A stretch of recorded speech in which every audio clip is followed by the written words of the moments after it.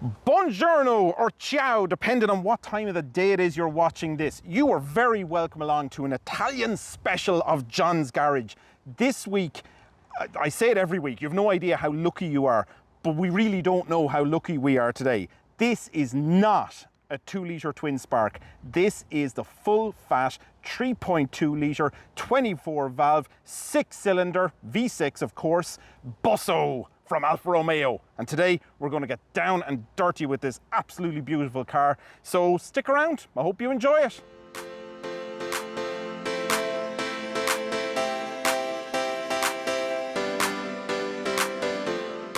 Okay, so let's start off with a little history lesson of the Alfa Romeo Gran Turismo Veloce, or GTV to you and me, okay? So originally, and get this folks, this is always blows my mind, okay? Walter de Silva penned this design when he worked for Pininfarina back in 1987. The exterior of this car was signed off in 1988. That just blows my mind, because I think the styling of this car is absolutely incredible. Anyway, what happened after that, okay, was that it went into, I think the first 4 models or first 3 models were produced in 1993. It went into full-scale production in 1994 and finally hit the market at your dealership in 1995, okay? Production lasted to 2004. The final ones of these been registered around 2005. So it's had quite a long, I suppose, gestation and then production run for a modern sports car.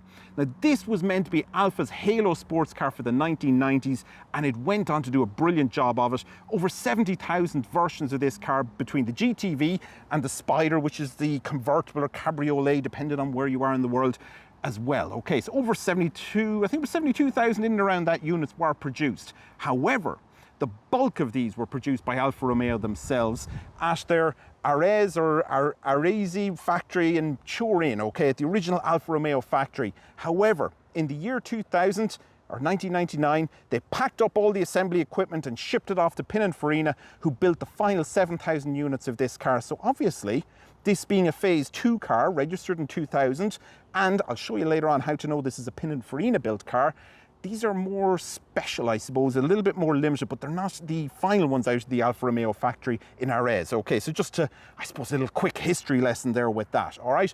But, as I said, this is the full-fat 3.2 litre V6 Busso engine. Now, those of you who are eagle-eyed and smart alfista, you will know straight away that, hold on, John, this is a 2000 registered Alfa Romeo GTV. That can't be a 3.2 litre 24 valve. That has to be a 3 litre V6 with 24 valves. But you'd be wrong, okay? So, according to the records of this car, in around 2012 or somewhere around there, the owner at that time decided to swap their 3 litre V6 to a 3.2 litre V6 24 valve. Now, we're not exactly sure the reason, but my research and talking to the owner may lead us to a conclusion here, in that around that time, V6 engines to be bought in crates and fitted to your car were very, very common and very, very cheap, okay? So it's possible the owner of this car done an upgrade. Now, if you think that sounds a bit insane, why on earth would you go to the cost of doing that?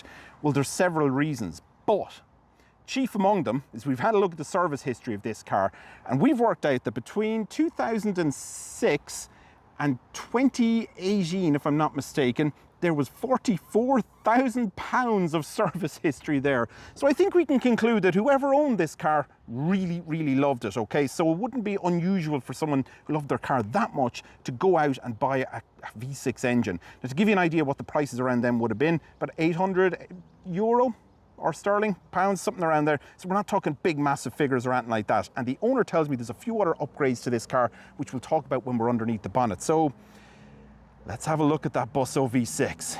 It's to die for, folks. All right, gonna pop the bonnet, we'll have a little look under there. Okay, folks, so I'm about to open up the bonnet, but there's 1 or 2 things up here I want to point out to you before we get that bonnet open to see the beauty that exists underneath. First of all, the quad headlamps, okay? They're not quads. They're actually 2 headlamps with 2 little visors, independent bulbs in each one. Next up, in a 3 litre or 3.2 litre V6 Busso engine, there are 2 air intakes for this. One is for the oil cooler and the other is for the air filter in the car so the engine can breathe, okay? Next up, we have the famous Alfa Romeo grille here and badge with our snake and our flag from Turin. And then we reach under here. I always hate doing this in cars because you reach under and you can't, ooh, hold on, we found it. And we can pop that absolutely gorgeous bonnet. Now, before I rise up and talk about the engine, let's talk about that bonnet actually for 1 second. Because those of you eagle-eyed will wonder, how on earth did Alfa make a clamshell with quad headlamps in it? Well, this bonnet is a little bit famous, okay? It's actually made of composite material. And not only that, it was the biggest composite panel when the car was launched, available anywhere in the world, fitted to a car. So, yeah, Alfa Romeo leading along with a number of different firsts with this car. Anyway, feast your eyes on the Busso V6 24 valve. Just look at it. It is absolutely gorgeous. The other thing is, in this bonnet, it's absolutely massive. I'm going to be honest, I wouldn't like to be changing the oleo or anything like that, or the timing belt, because, well, there's no space. When you put a massive V6 engine underneath the bonnet of this car, well, you're going to lose some space. But what else is underneath the bonnet of this car? So I asked the owner, what kind of horsepower is this car developing? Originally from the factory, we reckon around 220, but well, this car isn't original from the factory. It's also had an upgraded ECU when the engine was done, and it's putting out around 270 horsepower now at this stage. So quite a bit out through the front tires, you might say. Well, they thought of that as well, the owner did, when they upgraded it. It's fitted with a Q2 limited slip differential to help you put that power down on the ground and make it controllable, and it does it very, very well. Okay, so the other upgrade which has been performed by the owner of this car is an upgrade from Alfaholics, okay? New calipers, new discs all around. Again, more stopping power considering the extra power underneath. So this isn't just a slapdash, let's just throw an engine in there and get more power and then crash it into a ditch. No, somebody's thought about the ride and handling here. Also, Alfaholics have upgraded the suspension on the car, so there's upgraded parts there too. So again, this is controllable. This power can be put down on the ground, which means hopefully, when we take it out on the road, we'll get to enjoy it that little bit more. Anyway, I could sit here all day, folks, and just looking at that engine. It is to die for, but you don't want to just look at an engine. So let's jump inside and have a look at the interior. Let me close this absolutely gorgeous bonnet. Oh, folks, it's a little bit nippy out and I'm in my shorts today, but I couldn't think of anywhere nicer to be than the leather-lined dashboard and seats of the GTV. So, what have we got in here? Well, the owner has told me that this car has covered 130-odd thousand miles. I'll be honest, the condition of this car is really, really good. Everything in here works, which is a testament to the build quality of Alfa Romeo. Now, don't you snigger there, okay? I'm being serious. When this car was launched, it was compared equally, if not better, than the BMW E36 models, which was its direct competitor, really. And I'll be honest, any of the E36 BMWs I've been in, there's been buttons broken, trim has fallen off, and so on and so forth. There is one piece of trim in here which is damaged. It's down here by the driver's right-hand knee. And that wasn't damaged because of, we'll say, alphaness. It was damaged during a repair. So the owner is looking for a new panel for that, but they'll get that easily enough. Anyway, what else have we got in the interior? So, lovely center console done in silver. We also have the Alfa Romeo script here on the center, just in case you'd forget what you're driving.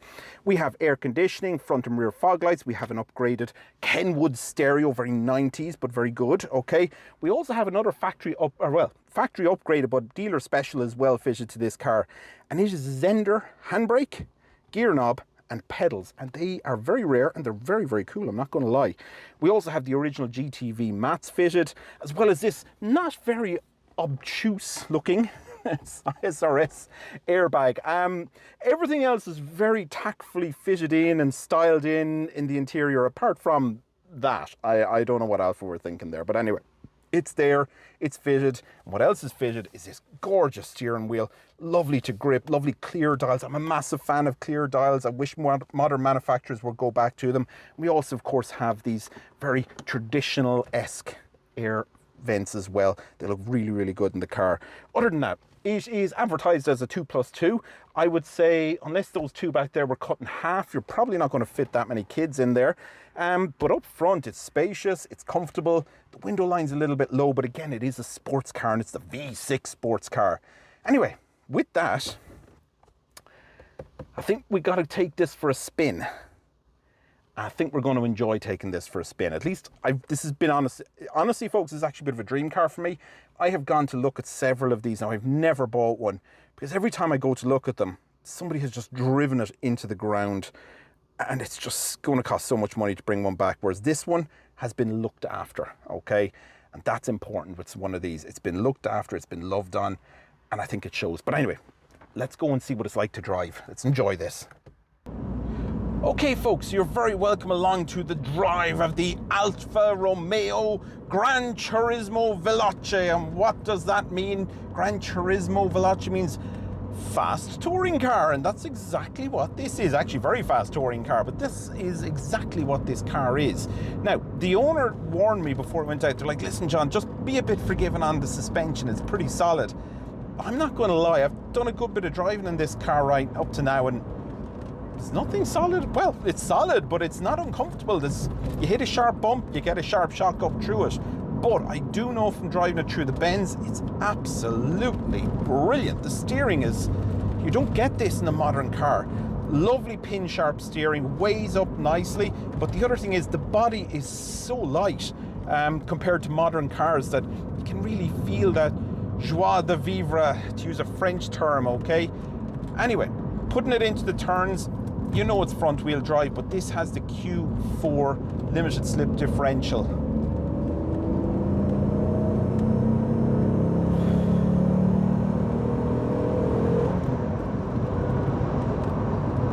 Sorry folks, as I was saying, this has the Q2 limited slip differential. And essentially what that means is you don't get the torque steer as bad as you would in a normal one, okay? It's able to put down all of that V6 Busso, 270 horsepower worth of power. It can all go down through the front wheel. It's not like a traditional high-powered front-wheel drive car where they effectively become unmanageable and uncontrollable and so on and so forth. Now, I'm trying to stay away from the usual cliches and tropes wheeled out during a GTV or an Alfa Romeo review, but folks, I'm not going to lie. Actually, do you know what, folks? I'm just going to shut up for a second and I'm going to let you listen.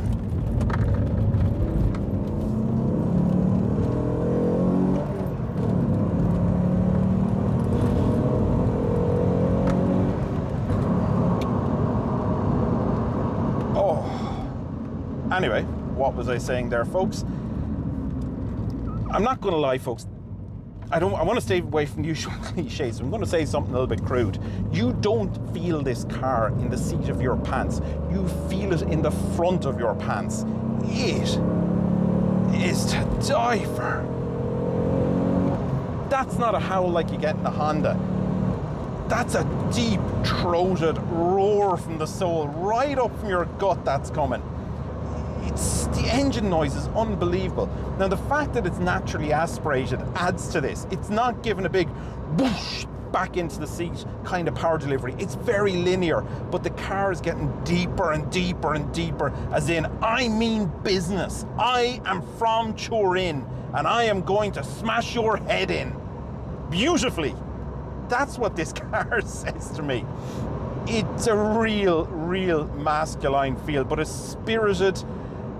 It's just from the heart, from the soul. Now, I've owned several Alfas in the past. This is not my first experience with an Alfa, but it is my first experience with a Busso. And my God, everything people say about these is true. The engine sound is just to die for. The engine under the bonnet looks beautiful. But the other thing is giving me goose pimples. It's an actual feeling that's coming out in the car. It's just really meaningful to drive something like this. Now, the other thing I like is the owner pretty much daily drives it, okay? They use it quite regularly. I'm doing a U-turn early, folks, because I know up the road there's a funeral, and I don't think people up the road need to hear an Alfa Romeo on full song when they're burying their loved ones. So I'm just going to bury the accelerator. I think is a little bit more respectful. What else can I say about this? So the brakes have been upgraded. They pull this car up very sharply. Very nice brakes, good feeling. Gearbox goes into gear very nicely. You might have seen me jump there a little bit, folks. I have very big, wide feet, and I went to change gear there and I hit the brake pedal. I'm not gonna lie, okay, that is one thing I found with this car. It's not Peugeot 106 levels of bad, but it's not the first time I've hit both pedals, we'll put it like that. So the pedal box is a little bit small. Typical Italian, okay? The other thing which is typical Italian, obviously the driving position, people give out about this. You've short arms, long legs. That's kind of the way I end up sitting in these, but I know other people sit in these and they end up with short legs and long arms. It just depends what you find comfortable. The build quality, folks, though, when this car was launched, okay, it was compared to the E36 BMW. It was compared very, very favorably towards that car. And I have to say, inside, there's no squeaks, there's no rattles, nothing has fallen off, everything works as it should. And that's it. I'm going to guess, typical Italian issue, the radio, the original radio is probably gone because it had stopped working. The original radios in these weren't great, and they did break and they did stop working. But in this case, everything else is good. The leather is perfect, the carpets are perfect, the plastics, no cracking, nothing scratched here. It's been lovingly cared for. Now, as I said, £44,000 sterling was spent on this car. Not even over its entire life, but over a long number of years of its life. So it goes down, if you want to maintain and drive one of these and use it daily, you're going to have to open up that wallet and spend. That's kind of the thing about these cars. They can be beautiful, they can be gorgeous, but you got to be prepared for a bill to arrive. You also got to look carefully at who's going to work on the car, because, as I said, underneath that bonnet, that V6 engine is crammed in there. And by God, it's a tight fit. But other than that, it's a gorgeous, gorgeous car. As I said, this car just rubs you in ways that are magnifique. I know I'm using French there again. I really got to brush up my Italian. I'm going to let that boring old Skoda Octavia in front we just open up a little bit of a distance, and we'll let them go on, and well, we can enjoy the V6-ness then after that. Other than that, the interior, listen, it's a gorgeous place to be. There's absolutely no doubt about it. I can't believe the car is 23 years old. It has held up very, very well. I love all the clear dials. I love the real sporty air vents, looking air vents, the old classically styled. It really is a retro interior without being in your face, ugly kind of retro, okay? And yeah, I'm really, really delighted, folks, the owner brought this car to us. Anyway, let's gun this one last time.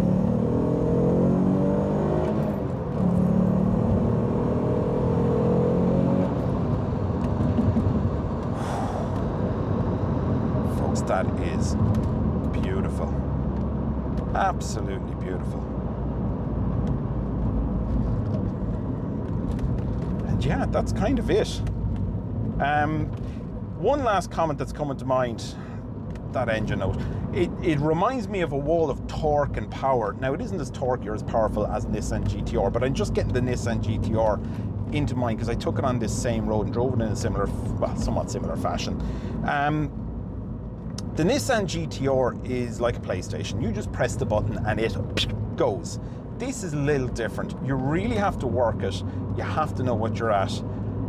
But the rewards are really there. As I said, the Nissan, anyone could drive it hard.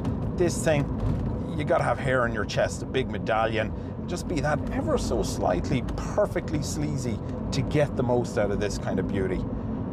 But get the most out of it, you can. I've said it several times, it is to die for, it is beautiful. This is why we love Italians and their cars.